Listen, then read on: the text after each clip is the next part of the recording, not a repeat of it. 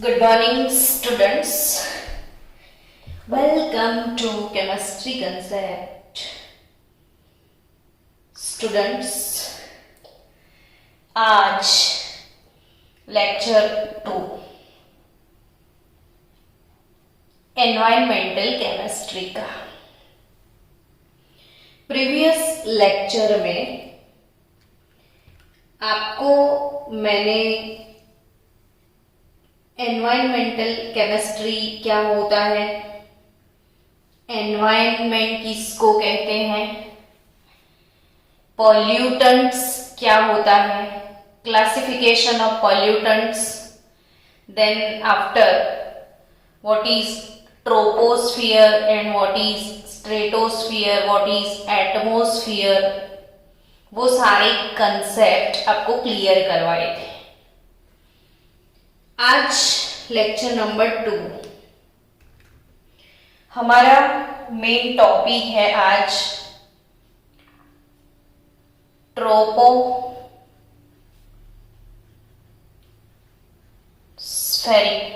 Tropospheric pollution.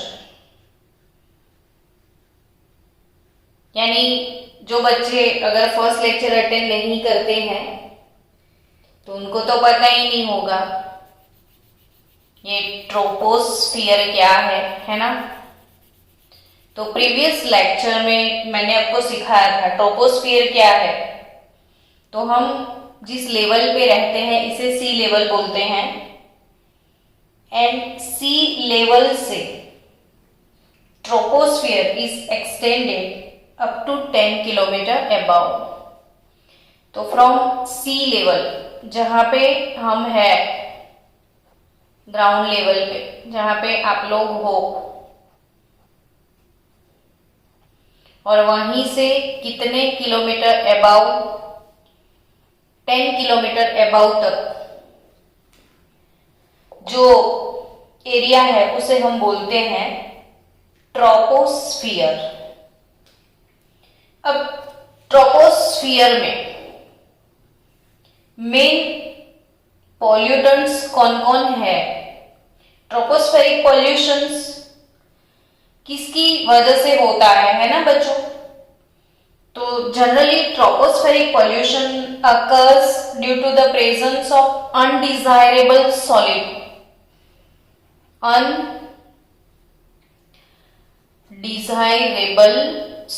जो हम नहीं चाहते हैं। ऐसे बहुत सॉलिड वेस्ट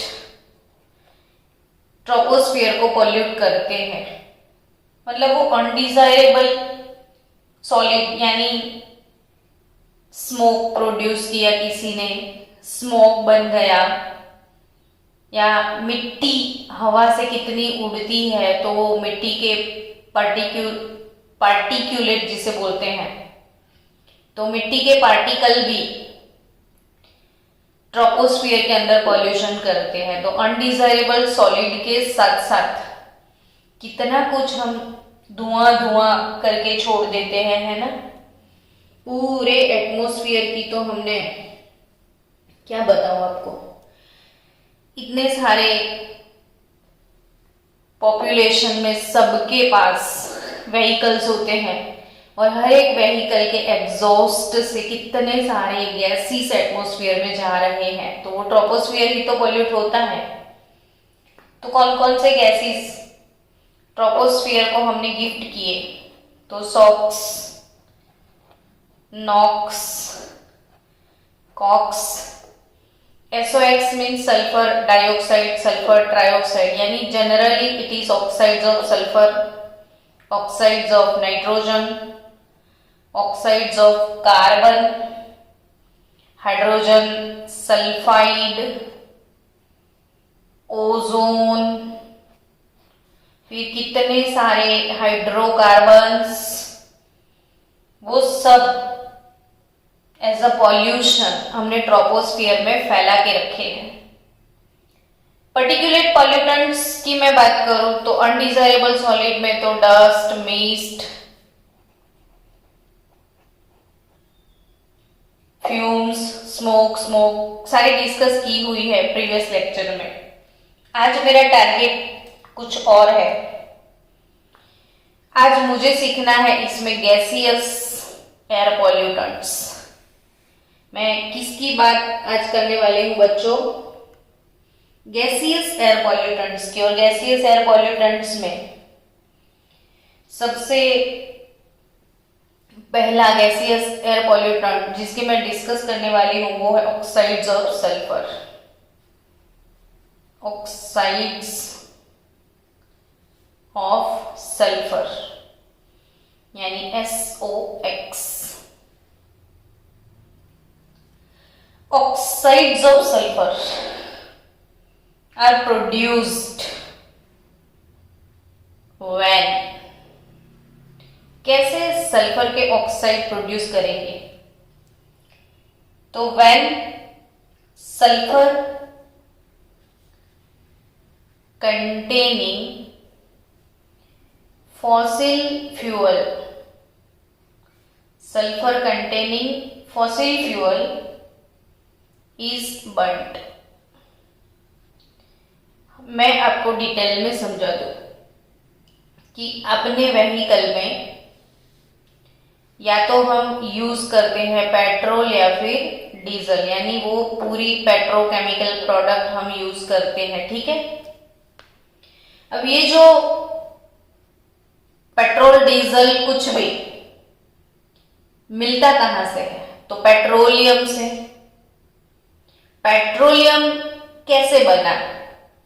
तो अर्थ क्रस्ट के अंदर सालों पहले सारे एक्वेटिक एनिमल की जो डेड बॉडीज थी वाटर के अंदर,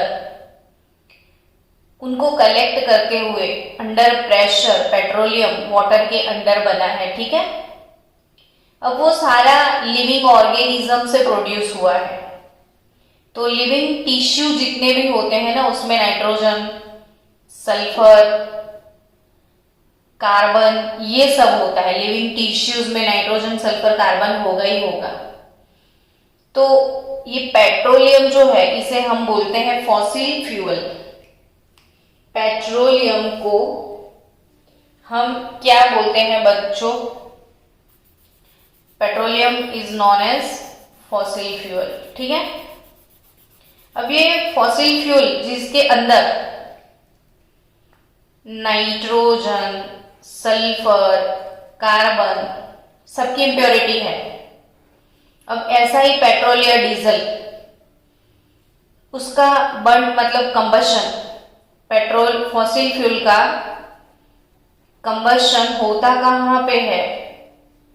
तो व्हीकल्स में होता है ना। तो सारे व्हीकल के एग्जॉस्ट गैसेस में नाइट्रोजन के ऑक्साइड होंगे, सल्फर के ऑक्साइड होंगे और कार्बन के ऑक्साइड भी होंगे। यानी ये सारे फसाद की जड़ जो है वो है हमारा व्हीकल। अब तो टीवी पे आपने एडवर्टाइज भी देखा होगा बच्चों। एक एडवर्टाइज मैंने 1-2 दिन पहले देखा था कि एक बच्ची है जिसको क्वेश्चन पूछते हैं और वो बोलती है याद ही नहीं आता है, और उसे अचानक से बुढ़िया की तरफ बताया गया, दादी माँ की तरफ। तो छोटा बच्चा दादी माँ जैसा बन गया। और तभी एक मैसेज आता है कि अगर आपके चाइल्ड का फ्यूचर आपको सिक्योर करना है तो हफ्ते में 1 दिन कार मत चलाओ, यानी हफ्ते में 1 दिन व्हीकल मत चलाओ, ऐसा बोल रहे हैं। तो सोचो कितना पॉल्यूशन हो गया होगा, तब ये मैसेज छोड़ना पड़ रहा है या पब्लिक को अवेयर करना पड़ रहा है। आप छोटे विलेज में हो, छोटे टाउन में हो, इसलिए आपको पता नहीं है, लेकिन दिल्ली में जाओ तो वहां पे ऑड इवन फॉर्मूला लग चुका है। यानी odd even formula, odd number वाली व्हीकल आज जाएंगी, इवन नंबर वाले दूसरे दिन जाएंगे, ताकि वो पॉल्यूशन कम हो। ये ऑक्साइड्स का लेवल इतना हाई हो गया है एटमॉस्फेयर में कि एटमॉस्फेरिक कंपोनेंट से ज्यादा तो ये सब हो गया है। तो आपको फिर ऑक्सीजन कहाँ से मिलेगा? और वो भी प्योर एयर, उसकी तो बात ही नहीं बनती अब तो। इसलिए मैं आपको भी रिक्वेस्ट करती हूँ बच्चों कि रियली ये एक ग्रेट प्लेनेट अर्थ जो हमको मिला है ना, उस प्लेनेट को, save your planet, save your earth, इसे बचाना है, लॉन्ग टर्म इसके ऊपर आपको रहना है, तो आप भी व्हीकल मत चलाओ, साइकिल चलाओ। दो काम होंगे, एक तो आपकी हेल्थ इंप्रूव हो जाएगी ड्यू टू साइकिलिंग, और दूसरा आप पॉल्यूशन कम करने में कंट्री के लिए कुछ कर रहे हैं, तो एक ग्रेट फीलिंग आपके अंदर आ जाएगी। तो डोंट यूज व्हीकल, जहां पे जरूरत नहीं है वहां मत यूज करो, पैदल जाओ, फालतू की गाड़ी लेके मत घूमो, ताकि इतना पॉल्यूशन कम होगा तो इतने सारे ऑक्साइड्स एटमॉस्फेयर में कम हो जाएंगे, तो हमारे लिए जीने लायक एटमॉस्फेयर रहेगा। अगर आपके चाइल्ड का फ्यूचर आप सेव करना चाहते हो तो फालतू टाइम में व्हीकल मत चलाओ, ठीक है। चलो, और ये पढ़ने के बाद तो आप सोचोगे कि रियली मैडम अब नहीं चलाएंगे, है ना। तो ये मैसेज है मेरा कि मत यूज करो फालतू के व्हीकल, जरूरत है सीवियर तो ही यूज करो, वरना साइकिलिंग, और जो भी स्टूडेंट साइकिल से डिवाइन आएगा ना उसको तो प्राइज मिलेगा। चलो कंबशन की बात करते हैं। Oxides of sulphur are produced when fossil fuel is burnt, है ना। सो सल्फर डाइऑक्साइड की बात करूं, सल्फर के ऑक्साइड्स में most common species sulphur dioxide है। मोस्ट कॉमन स्पीसीज कौन है? Sulphur dioxide, and which is poisonous. अरे बाप रे, ऐसा भी क्या पॉइजन है इसमें, तो देखते हैं धीरे धीरे कैसे वो पॉइजनस है। सो सल्फर के ऑक्साइड की बात की जाए तो इसका मोस्ट कॉमन स्पीसीज कौन सा है एटमॉस्फेयर में? Sulphur dioxide, which is poisonous for both animal as well as plant. तो प्लांट और एनिमल दोनों का दुश्मन, प्लांट और एनिमल दोनों का दुश्मन कौन? Sulphur dioxide. सल्फर डाइऑक्साइड दुश्मन कैसे बन गया? तो एक तो सल्फर डाइऑक्साइड ना, इसमें आप ऑक्सीजन को ऐड करोगे, चलो फिर से रेडॉक्स आ गया। हर जगह हमारी डेफिनेशन को हम सीखते सीखते जाएंगे ताकि हमारे 2-3 फायदे हो जाए, है ना। SO2 में O2 ऐड किया तो एडिशन ऑफ ऑक्सीजन, याद आया definition? Addition of oxygen, sulphur dioxide में ऑक्सीजन को ऐड करोगे तो बन जाएगा सल्फर ट्राइऑक्साइड, और addition of oxygen is nothing but oxidation. क्या? Oxidation. Addition of oxygen is nothing but oxidation. और सल्फर डाइऑक्साइड का ना 2SO2 plus O2 gives 2SO3, oxidation atmosphere में होने वाला है। इसका ऑक्सीडेशन जो भी है वो विदाउट कैटालिस्ट थोड़ा स्लो है। कैटालिस्ट नहीं मिलेगा तब तक तो ये ऑक्सीडाइज नहीं होगा, लेकिन एटमॉस्फेयर में उसको बहुत सारे कैटालिस्ट मिल जाएंगे। कैटालिस्ट क्या होते हैं जानते हो ना बच्चों? कि जो रिएक्शन को फास्ट बना देते हैं। आप पढ़ने के लिए बैठे हो, रूम में कोई नहीं है, आप अकेले हो, तो आराम से पढ़ोगे, मन करेगा तो पढ़ोगे, नहीं करेगा तो सो जाओगे। लेकिन बाजू में डंडा लेके आपके पापा बैठे हैं, तो जैसे ही आपके पापा डंडा लेके बैठ गए हैं तो ऑब्वियसली आपका पढ़ाई का काम फास्ट हो जाएगा। तो योर पापा विद डंडा is your catalyst. So catalyst वो होता है जो रिएक्शन में पार्टिसिपेट नहीं करता। पापा तो पढ़ाई करते नहीं है लेकिन उनकी प्रेजेंस में काम बहुत अच्छा हो जाता है। तो कैटालिस्ट वो होता है जो रिएक्शन में पार्टिसिपेट नहीं करता है लेकिन रिएक्शन को फास्ट जरूर बनाता है। तो ऐसे कैटालिस्ट इसको कौन देता है? एटमॉस्फेयर में वो भी तो है ना। एटमॉस्फेयर में कौन? तो एटमॉस्फेयर में जो है, जो डस्ट के पार्टिकल, कौन? डस्ट के पार्टिकल, यानी जो भी पार्टिकुलेट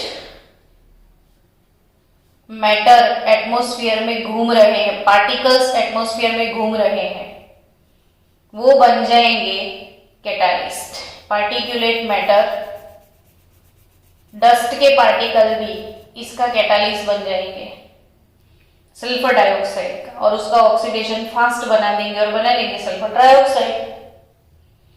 और एक अगर एटमॉस्फेयर में कहीं और दो स्पीसीज है, ओजोन है, एटमॉस्फेयर में हाइड्रोजन पेरोक्साइड की प्रेजेंस है, अगर ये सब तो होती है कहीं ना कहीं से, इंडस्ट्री वेस्ट से या कहीं ना कहीं से एटमॉस्फेयर में ये सारी चीजें घूमती रहती है। ये सारे केमिकल स्पीसीज एटमॉस्फेयर को हमने गिफ्ट कर दिए हैं। ओजोन तो वैसे भी एटमॉस्फेयर में होता ही है। तो सल्फर डाइऑक्साइड घूमते घूमते इसको मिल गया ओजोन का पार्टिकल, तो भी वो तो सल्फर ट्राइऑक्साइड में कन्वर्ट हो जाएगा। यानी एटमॉस्फेरिक ओजोन भी SO2 को ऑक्सीडाइज कर देता है। या हाइड्रोजन पेरोक्साइड है तो ले मेरा ऑक्सीजन, ले जा, मुझे पानी बना दे, है ना। SO3 plus H2O2, SO3 plus H2, it is nothing but H2SO4, ये पूरा सल्फ्यूरिक एसिड बन जाएगा। सो SO2 की बात हो गई कि भाई इसको तो कोई भी ऑक्सीडाइज करके SO3 में भी कन्वर्ट कर देता है, और SO2 और SO3 दोनों ही मिलके हमारा काम तमाम कर लेते हैं। अब आपका क्वेश्चन, हमारे काम तमाम कैसे वो कर जाते हैं, हमें कैसे वो परेशान करते हैं, वो बताओ। तो बता देते हैं, चलो। Harmful effect,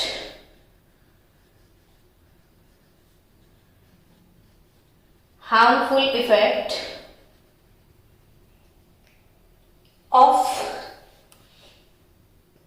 sulphur dioxide. इसका वेरी लो कंसंट्रेशन होगा ना तो भी हमें छोड़ेगा नहीं। So even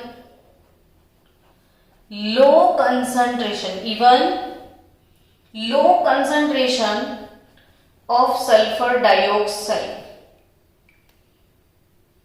even low concentration of sulfur dioxide causes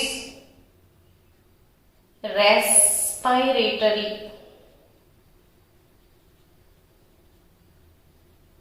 disease। ये रेस्पिरेशन में जाएगा ना, जाएगा तो बॉडी में घुसेगा कैसे?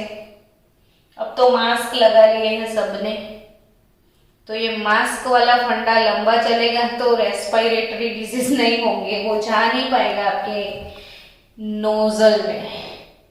Respiratory disease like what? क्या होता है रेस्पिरेटरी डिजीज? तो इसमें आता है अस्थमा। ये अस्थमा के केसेस, या फिर स्वेलिंग हो जाता है, या फिर irritation, irritation of respiratory tract. जैसे कोरोना में होता है ना, वैसा ही ये कोरोना जैसा है। सल्फर डाइऑक्साइड रेस्पिरेटरी डिसीज लेके आता है, अस्थमा, स्वेलिंग, इरिटेशन सब। So irritation of respiratory tract in human being. SO2 causes irritation to eyes, eyes में जलन होता है, इरिटेशन टू आईज। आपको ट्राई करना है ये आईज को इरिटेट करता है कि नहीं। मैं आपको एक एक्टिविटी सिखाती हूँ अभी। देखो, आपके घर में, सबके घर में ऑनियन होगा। ऑनियन, ऑनियन को आप कट करोगे तो आईज इरिटेशन होता है। याद आया? हाँ हाँ हाँ, सब बोलने लगे होंगे। ऑनियन को कट करोगे ना तो आईज इरिटेशन कैसे होता है? तो ऑनियन के अंदर सल्फर बहुत ज्यादा होता है। जैसे ही आप ऑनियन को कट करते हो तो ऑनियन का जो सल्फर है ना, वो ऑक्सीडाइज होकर सल्फर डाइऑक्साइड गैस बनता है, जो आपकी आंखों में जाता है। तो आपको पता है कि रेड रेड आईज हो जाती है, पानी पानी निकल जाता है। सो इरिटेशन ऑफ आईज होता है इससे, and turn them reddish and tearful, है ना। ऑनियन आईज को रेडिश और टीयरफुल बना देती है, तो वो एक्सपीरियंस किया हुआ है। तो same effect sulphur dioxide, same क्या, यही सल्फर का, तो सल्फर डाइऑक्साइड का इफेक्ट है। ऑनियन में सल्फर होता है, गार्लिक में सल्फर होता है। ऑनियन गार्लिक दोनों में सल्फर होता है। तो सल्फर डाइऑक्साइड कैसा गैस है आप समझ चुके हो। हाई कंसंट्रेशन ऑफ SO2, अगर ओवर कंसंट्रेशन हो गया ना इसका एटमॉस्फेयर में, तो क्या होगा? तो high concentration of sulphur dioxide gas leads to stiffness. Stiffness याद रखना, ये सारे MCQ बनेंगे आपके लिए, इसलिए मैं लिख रही हूं, नहीं तो समझा देती सिर्फ। तो स्टिफनेस ऑफ फ्लावर, फ्लावर के जो छोटे फ्लावर बनने से पहले जो फ्लावर बर्ड्स होते हैं ना, वो स्टिफ हो जाते हैं, यानी वो फ्लावर बन ही नहीं पाता बेचारा। वो क्या, जिंदा होने से पहले ही मर जाता है, बचपन में ही गुजर जाता है। तो सारे जो फ्लावर बर्ड्स है ना, वो स्टिफ हो जाते हैं, कड़क हो जाते हैं और गिर जाते हैं। तो ये जो फ्लावर बर्ड्स स्टिफ होके फाइनली फॉलो फ्रॉम प्लांट्स, ये इफेक्ट है इस गंदे सल्फर डाइऑक्साइड का। तो ये गंदा हमारे फ्लावर बर्ड्स को भी बिगाड़ देता है, बेचारे को कड़क बना देता है और गिर जाते हैं सब प्लांट से। तो ये था harmful effect of sulphur dioxide. Our next gaseous pollutant, oxides of nitrogen, NOx, NOx, oxides of nitrogen। Oxides of nitrogen की मैं बात करूं, ऑक्साइड्स ऑफ नाइट्रोजन, तो इसमें कौन कौन से ऐसे ऑक्साइड है नाइट्रोजन के जो कि आपके लिए हार्मफुल है? तो एक तो N2O। अब N2O का नाम तो नाइट्रस ऑक्साइड। दूसरा नाइट्रोजन का ऑक्साइड जो हार्मफुल है वो NO, nitric oxide, nitric oxide. और तीसरा हार्मफुल नाइट्रोजन का ऑक्साइड है NO2, नाइट्रोजन डाइऑक्साइड।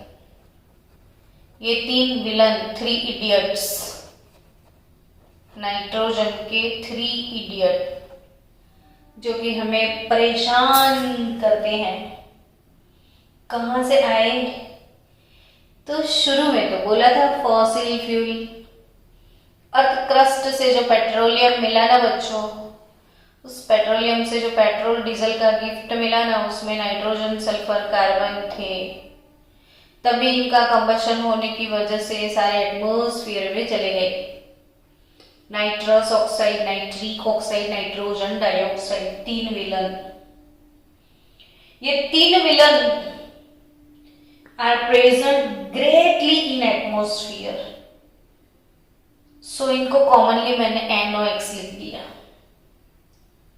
आपको पता है ना, एयर के मेन कंस्टिट्यूएंट तो है ये दोनों। हमारी एयर जिसमें 78% नाइट्रोजन है, 21% ऑक्सीजन गैस है ना। 78% नाइट्रोजन, 21% ऑक्सीजन, बहुत hard main constituent of the air. So in specific condition, जैसे मैं बात करूं कि नॉर्मली एयर में ये दोनों प्रेजेंट है, तो नॉर्मली क्या नाइट्रोजन और ऑक्सीजन के बीच में रिएक्शन हो जाता है? नहीं ना।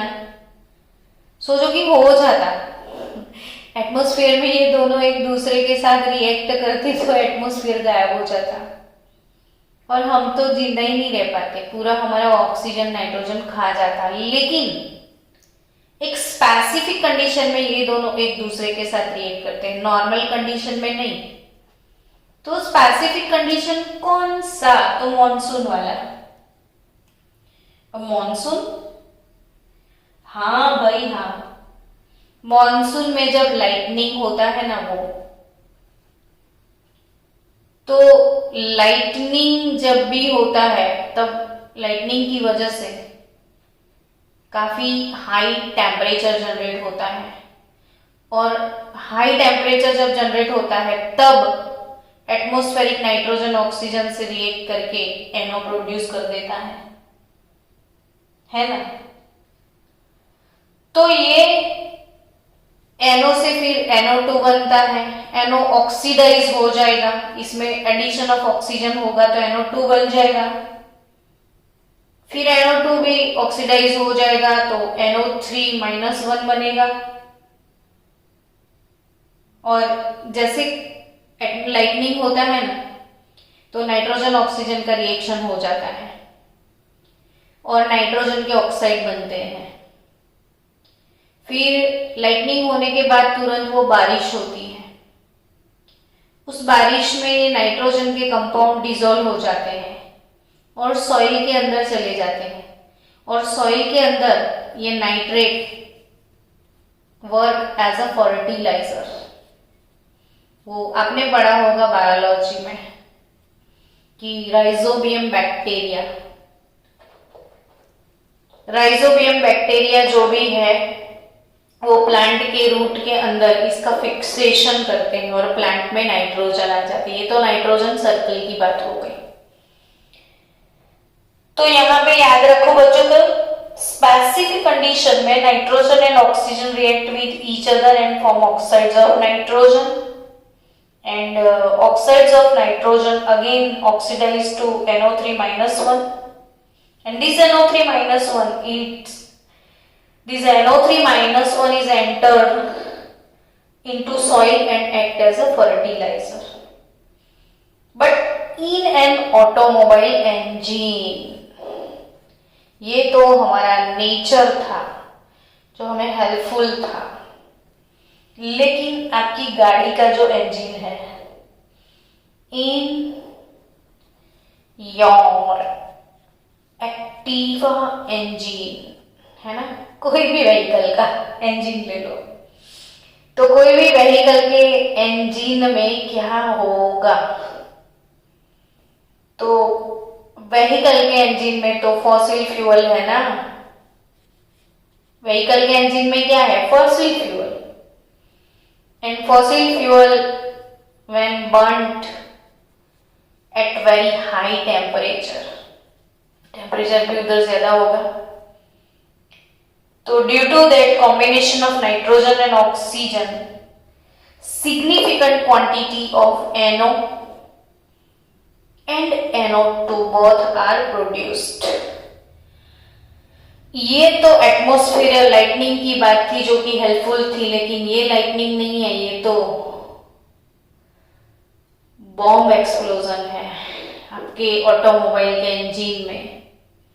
नाइट्रोजन ऑक्सीजन के साथ रिएक्ट कर जाता है और फिर NO और NO2 प्रोड्यूस करके एटमॉस्फेयर में बहुत NO2 हमने व्हीकल से छोड़ दिया।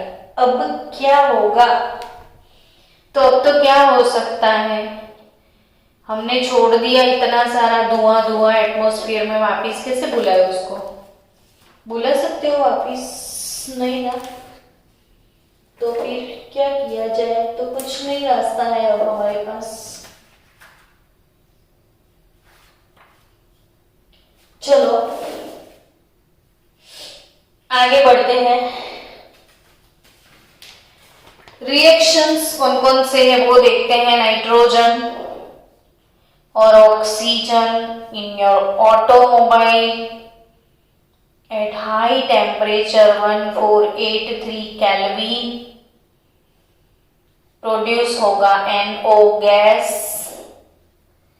और वो NO to NO plus O2 to NO2 to NO plus O2 to NO plus O2 to NO2।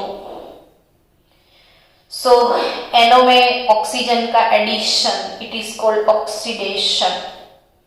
तो again oxidation of NO gives us NO2 also। अगर मैं स्ट्रेटोस्फीयर की बात करूं, स्ट्रेटोस्फीयर ट्रोपोस्फीयर के ऊपर जो है वो है स्ट्रेटोस्फीयर, है ना, जिसमें ओजोन लेयर है। स्ट्रेटोस्फीयर में क्या है? ओजोन का लेयर। और sea level to 10 kilometre above stratosphere और 10 to 50 ये sea level to 10 kilometre troposphere और ट्रोपो के ऊपर 10 to 50 स्ट्रेटो। स्ट्रेटोस्फीयर की मैं बात करूं तो जो जेट प्लेन नहीं जाते हैं, हम रॉकेट रॉकेट बोलते हैं, जिसके पीछे वो सफेद कलर का पट्टा आपको दिखता है, तो वो जेट प्लेन है। और वो जेट प्लेन जो है ना, उसके पीछे वो व्हाइट व्हाइट व्हाइट व्हाइट पट्टा, यानी वो बहुत सारा धुआं धुआं, smoke, exhaust gases of jet plane. और जेट प्लेन के जो एग्जॉस्ट गैसेस है ना, उसमें तो ढगलो नाइट्रोजन के ऑक्साइड बाहर आएंगे। सो बच्चों, इसमें इतना NO होता है स्ट्रेटोस्फीयर में, और ये NO गैस ना ओजोन को देखते ही उसको मारता है। No ozone, no ozone, no ozone, है ना, no ozone, no ozone, no ozone, तू नोतू થઈ જા, तो नोतू ओतू, नो ओजोन, नोतू ओतू, तो NO ओजोन, NO2 O2, ये रिएक्शन आपको याद रखना है कॉम्पिटिटिव के लिए।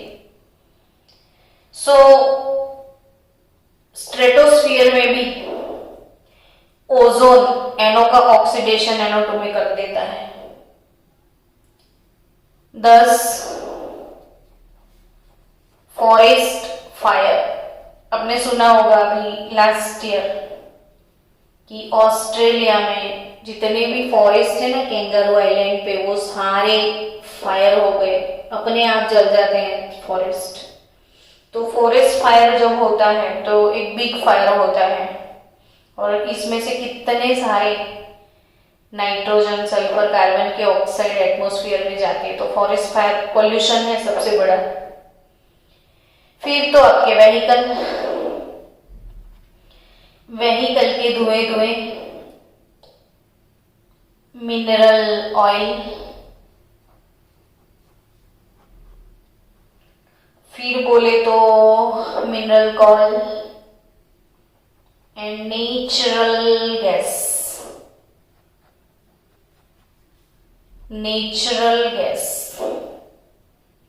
इन सब का बर्निंग। तो कौन सा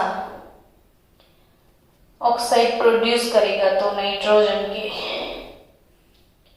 सो इन सबके burning, smokes generated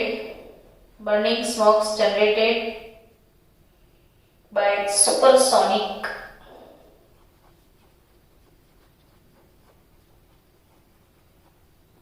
jet plane etcetera are source of NOx। जो एक बार मैं आपको बता दूं कि NOx के सोर्स एटमॉस्फेयर में नाइट्रोजन के ऑक्साइड है, समझ गए मैडम, लेकिन उसके सोर्स कौन? तो फॉरेस्ट फायर। एक तो जंगल में आग लग गई तो धुआं धुआं हो गया, आपके व्हीकल ने बहुत सारा, इस शहर को क्या हुआ है, कहीं राख है तो कहीं धुआं धुआं। मिनरल ऑयल का कंबशन अगर हो गया, मिनरल कॉल का कंबशन हुआ, नेचुरल गैस का कंबशन हुआ, कुछ भी चीजों का बर्निंग होता है तो फिर smokes generated by supersonic jet planes. तो जितने सुपरसोनिक जेट प्लेन, उनके पीछे सुपरसोनिक जेट प्लेन्स है, उनके पीछे जो धुआं धुआं धुआं सफेद पट्टा, उनमें सब में NO है। तो ये सारे जो सोर्सेस है वो नॉक्स, नाइट्रोजन के ऑक्साइड के सोर्सेस हैं। अब नाइट्रोजन के ऑक्साइड्स आपके लिए हार्मफुल कैसे है ना? तो याद रखना, in heavy traffic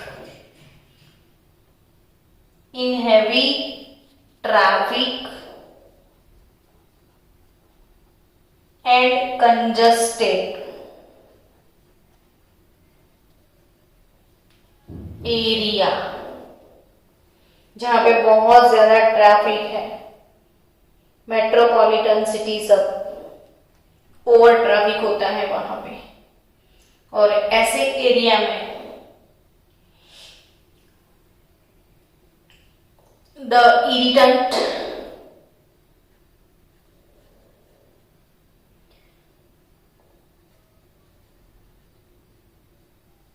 red hazy environment is produced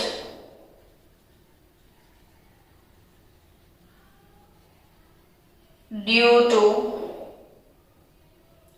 the oxides of nitrogen। तो नाइट्रोजन के ऑक्साइड जो है उसका हार्मफुल इफेक्ट क्या है? तो हैवी ट्रैफिक एरिया जो भी है, जहां पे सबसे ज्यादा व्हीकल है, वहां पे एकदम इरिटेंट, आपको सांस लेना भी मुश्किल हो जाए, आप खड़े ही नहीं रह पाओ वहां पे, और फिर एकदम धुम्मस जैसा रेड हैजी एनवायरनमेंट हो जाता है, which is produced due to the oxides of nitrogen. यानी हैवी ट्रैफिक एरिया में बहुत सारे अगर नाइट्रोजन के ऑक्साइड्स कलेक्ट हो गए हैं तो पूरा रेड एनवायरनमेंट हो जाएगा, इसमें आइस में जलन होने लग जाएगी, सांस लेना भी मुश्किल हो जाएगा। हायर कंसंट्रेशन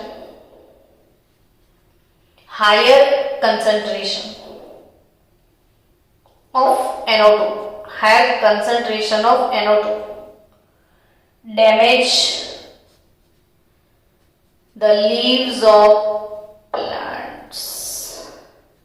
हमारे तो लीव्स होते ही नहीं है ऑब्वियसली प्लांट के, तो high concentration of NO2 damage the leaves of plant and decrease the rate of photosynthesis।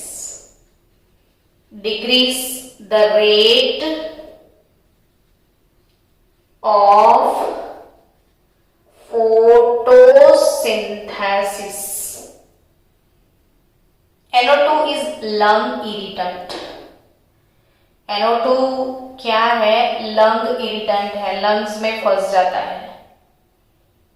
It causes acute अभी जो भी लंग में जाएगा तो रेस्पिरेटरी ट्रैक्ट का इंफेक्शन होगा, और वही मैंने अभी बताए थे वो अस्थमा जैसे डिसीज हो जाएंगे।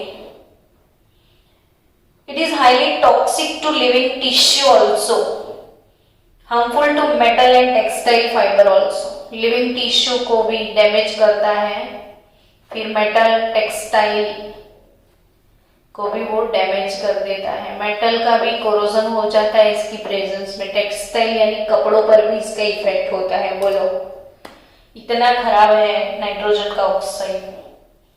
सो बच्चों, अभी हमने कवर किया ट्रोपोस्फेरिक पॉल्यूशन, जिसमें गैसियस एयर पॉल्यूटेंट सल्फर के डाइऑक्साइड और ऑक्साइड्स ऑफ नाइट्रोजन, यानी oxides of sulphur and oxides of nitrogen, वो दोनों टॉपिक कवर किए।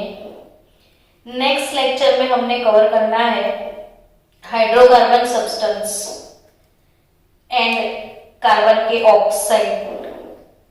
कार्बन का ऑक्साइड है carbon monoxide and carbon dioxide. Carbon monoxide and carbon dioxide and hydrocarbon, वो तीन हम नेक्स्ट लेक्चर में कवर करेंगे और इसके बाद ग्लोबल वार्मिंग सीखने वाले हैं। सो मिलते हैं नेक्स्ट लेक्चर में।